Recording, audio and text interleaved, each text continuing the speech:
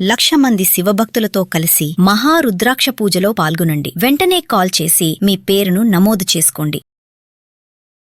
నమస్తే, welcome to Suman TV. Present మనతో పాటు ఉన్నారు అనలిస్ట్ నందూరు రవికుమార్ గారు. నమస్తే సార్. నమస్తే సార్, మీరు ఒక వీడియోలో అన్నారు ఫేవరెట్ సబ్జెక్ట్ అని. ఖచ్చితంగా ప్రతి టైం వచ్చినప్పుడల్లా కూడా గోల్డ్ టాపిక్ అనేది చేయాల్సిందే. ఎందుకంటే ఇప్పుడు అందరూ కూడా బంగారం ధరలు పెరగడము తగ్గడం మీద చాలా ఇంట్రెస్ట్ చూపిస్తున్నారు. ఏ రోజు ధర ఎంత ఉంది, ఏ రోజు ఎంత పెరుగుతుంది, ఏ రోజు ఎంత తగ్గుతుంది అనే ఒక కాన్సన్ట్రేషన్లో చూస్తున్నారు.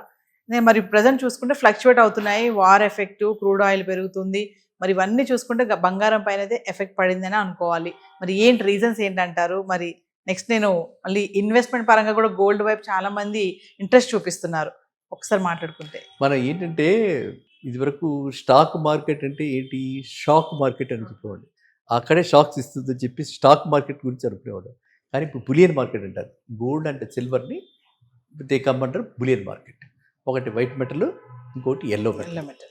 ఈ రెండు కూడా ఇప్పుడు ప్రస్తుతం లాస్ట్ ఒక 1 year నుంచి ఈ వార్ ఎఫెక్ట్, ఏ వార్ అయినా సరే, whether it is Russia Ukraine war అయినా ఏదైనా సరే, గ్లోబల్గా ఎక్కడైనా అలాంటి సిచ్యువేషన్ ఉంటే డాలర్ రేటు ఎలా అయితే మారుతూ ఉంటుందో, అంటే ఇండియన్ రూపీ వాల్యూ పడిపోతుంది. సో ఆ విధంగా పడిపోవటం, తర్వాత సెంట్రల్ బ్యాంక్స్ అన్నీ కూడా, మేజర్ బ్యాంక్స్ అన్నీ కూడా వాళ్ళు ఇన్వెస్ట్ చేయటం, వీటన్నిటి వల్ల మనకి gold race not rate, gold race. Gold అంటే gold is racing, gold prices are running. ఆ రేస్లో పరిగెడుతున్నాయి అన్నమాట, అంత ఫాస్ట్గా పెడుతున్నాయి. అదేవిధంగా నేనే తక్కువ తిన్నానంటే సిల్వర్ కూడా అలాగే పెరుగుతుంది.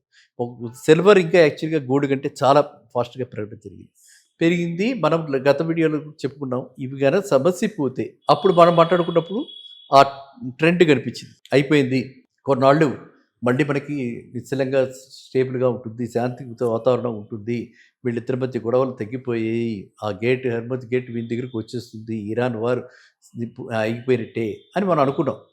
కానీ మళ్ళీ సడన్గా స్టార్ట్ అయింది. మళ్ళీ సడన్గా ఇప్పుడు రైజ్ అయింది.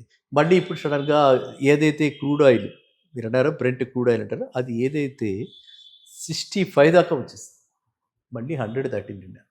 మళ్ళీ ఇవాళ 100 నుంచి 98 అలా. సో ఇలాగా అది ఎంత వైడ్ అండ్ వైల్డ్ 65 to 100 అంటే 50%.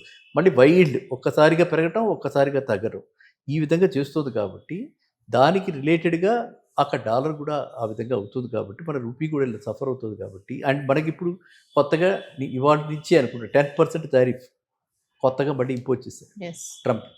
సో ఈ విధంగా మన డ్రగ్ ఇండస్ట్రీ, ఫార్మా ఇండస్ట్రీ మీద మెయిన్ మనకి సాఫ్ట్వేర్ ఎలాగో పోయింది, దాని కూడా వేరే ఉన్నాయి. మీరు చాలా వీడియోస్లో చూస్తూ ఉంటారు, లే ఆఫ్లు అయిపోయి వాళ్ళు బాధపడుతుంటే ఆ బాధల్లో మీ బాధ ఒకటి, వాళ్ళకి ఏమంటే మళ్ళీ ఉద్యోగం వస్తుందా రాదని ఏం చెప్తారు. సో అలాంటి పరిస్థితుల్లో అక్కడ ఉంటే అదే ఎఫెక్ట్ మళ్ళీ ఇప్పుడు ఫార్మా మీద మనకి అర్థమైందా. సో ఇండియా రియల్గా అంటే వాళ్ళు కొట్టుకుంటున్నారు, మధ్యలో మనకు వచ్చి పడుతుంది అనమాట. సో ఆ విధంగా రెండు వైపులా మనకి దెబ్బతింటుండటం వల్ల ఈ గోల్డ్ ప్రైసెస్ చాలా ప్రభావితం అయ్యి ఈ విధంగా ఫ్లక్చుయేట్ అవుతున్నాయి. ఇవాళ ఇట్ ఈస్ అరౌండ్ 1,44 ఏమో 24 క్యారెట్. మనం ఎప్పుడు కూడా మాట్లాడుకునేటప్పుడు స్టాండర్డ్ 1,44,000 22 క్యారెట్ ఉంది. అది నేను లాస్ట్ టైం కూడా చెప్పడం జరిగింది. డెఫినెట్గా ఈ వార్ కనుక క్లోజ్ అయిపోతే, ఎండ్ అయితే మళ్ళీ అది 120 దాకా వచ్చేస్తుంది. మినిమం 120 దాకా అది వచ్చేస్తుంది. 22 క్యారెట్ ఎంత ఉంది ఇవాళ? 1,32. అది ఎంతకు వస్తుంది? 1,10,10 బిలోకి వస్తుంది. ఆ ప్రిడిక్షన్స్ అవి అలాగే ఉన్నాయి. స్టాటిస్టికల్గా ఎనలిస్ట్ అంతా కూడా అదే పద్ధతిలో అదే దీనిలో ఉన్నారు. కానీ ఈ వార్ విషయం మనకేం చెప్పలేకపోతుంది. ఈ వార్ లైక్ కండిషన్స్ ఎప్పుడు పోతాయి, ఈ వార్ ఎప్పుడు అవుతుంది, ఈ వార్ ఇంకా ఎంత అవుతుంది కూడా మనం చెప్పలేకపోతున్నాం. కాబట్టి ప్రస్తుతము పరిగెడుతోంది. కాబట్టి ఎవరైనా సరే ఇన్వెస్ట్మెంట్ పాయింట్ ఆఫ్ వ్యూలో చేసుకునేవాడు మాత్రం ఎప్పటికప్పుడు అతి జాగ్రత్తగా ఉండాలి. అంటే ఆచితూచి వ్యవహరించి టక్కమని, అంటే ఒకేసారి ఇన్వెస్ట్ చేయకూడదు.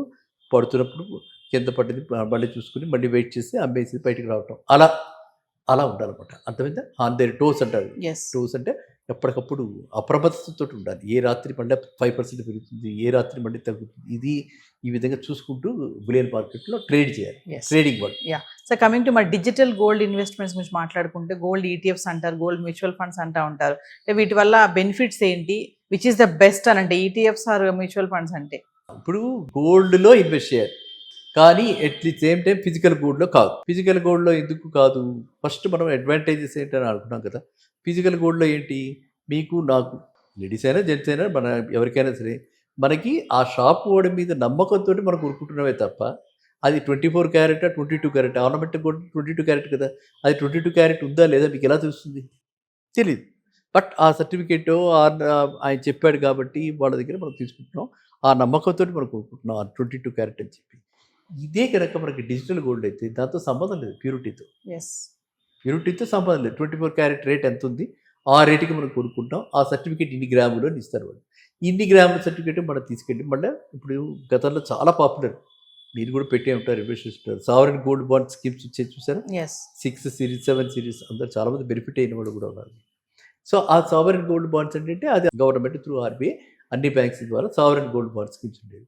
ఇప్పుడు అది అయిపోయిన తర్వాత ఇప్పుడు దీనికి వచ్చారు డిజిటల్ గోల్డ్కి. అండ్ మోడీ గారు కూడా మన అందరినీ కూడా అభ్యర్థించడం జరిగింది, మనం చెప్పుకుంటూ ఉంటాము. అందులో కూడా మన కొంతమేర ఎకానమీ ఇంప్రూవ్ అవ్వాలని చెప్పి గోల్డ్ ఇంపోర్ట్స్ తగ్గించి, అంటే ఫిజికల్ గోల్డ్ ఇంపోర్ట్స్ తగ్గించుకున్నారు కాబట్టి ఫిజికల్ గోల్డ్ కొనకుండా డిజిటల్ గోల్డ్కి వెళ్తున్నారు.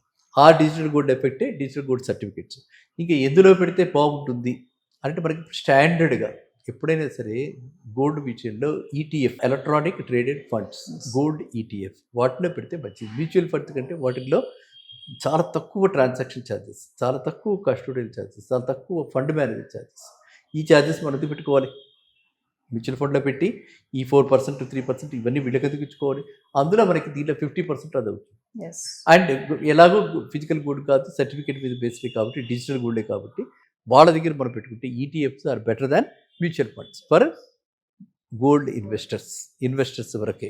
ఇంకా మామూలుగా కొనుక్కునే వాళ్ళు మాత్రం ఎప్పుడు మనం చెప్తూ ఉంటారు స్టాండర్డ్ గోల్డ్ ఇదే కొనుక్కోవాలి. ఇంకా మీకు కానీ నాకు టెంప్ట్ అవుతున్నాను, నాకు తెలుసు మీ టైం అయిపోతే హడావుడిగా ఉంటున్నారు మీరు, కానీ నేను టెంప్ట్ అవుతున్నాను. మొన్న ఈ మధ్య మనం ఇదివరకు చెప్పాము స్కీమ్స్లో పెట్టేటప్పుడు జాగ్రత్తగా ఉంటారు, ఎవరో ఒకటి ఫ్రాడ్ చేసింది కూడా నేను వచ్చిందనమాట, వెలుగులోకి వచ్చింది పూర్తిగా. అంటే 11 monthsకి పెడితే 1 month ఇస్తాము ఇలా చెప్పి వాళ్ళు గోల్డ్ ఇచ్చేయటం. అదే విధంగా మన ఎక్స్చేంజ్ అనుకున్న ఎక్స్చేంజ్ కూడా ఫ్రీక్వెంట్గా చేయటం వల్ల చాలా లాసెస్ ఉంటాయి. ఇలాంటి ఫ్రాడ్స్ చాలా జరుగుతున్నాయి కాబట్టి మీరు చాలా తస్మాత్ జాగ్రత్త. నాకు ఎందుకంటే మిమ్మల్ని చూసినప్పుడల్లా నాకు గోల్డే గుర్తొస్తుంది, అది విషయం. Thank you sir. Thank you.